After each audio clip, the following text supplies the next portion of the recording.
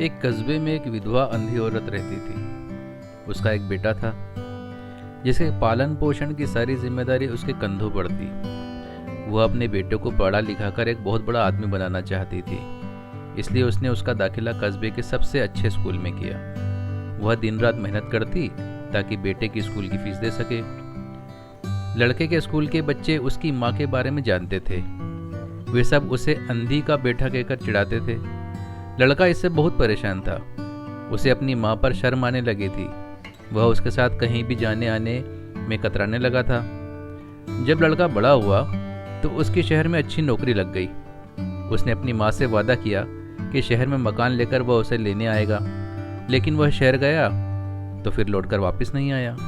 उसकी अंधी माँ उसका इंतजार करती रह गई। कई महीने बीत गए, लड़के की कोई खबर नहीं आई। अंधी माँ से रहा नहीं गया और एक दिन वह बेटे से मिलने शहर पहुंच गई। पूछते पूछते वह बेटे के ऑफिस पहुंची। वहां सिक्योरिटी गार्ड ने उसे रोक दिया। अंधी औरत ने गार्ड को अपने बेटे का नाम बताया और बोली कि उससे जाकर कह दो कि गांव से उसे कोई मिलने आया है।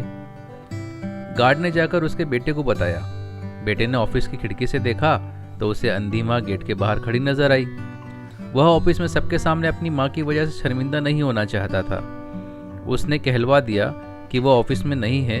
अंधी औरत वहां से चली गई। शाम को वह लड़का ऑफिस के घर जाने के लिए निकला। रास्ते में एक जगह काफी भीड़ जमा थी। वो अपनी गाड़ी रोककर भीड़ के पास पहुंचा तो बीच सड़क में अपनी माँ को मरा हुआ पाया। उसके हाथ में एक चिट्ठी थी जिसमें लिखा था, बेटा बड़े दिन हो गए थे, तेरी कोई खबर नहीं मिली। चिंता हो रही थी, इसलिए तुझसे मिलने चली आई हूँ। तू तो अब बड़ा आदमी बन गया है।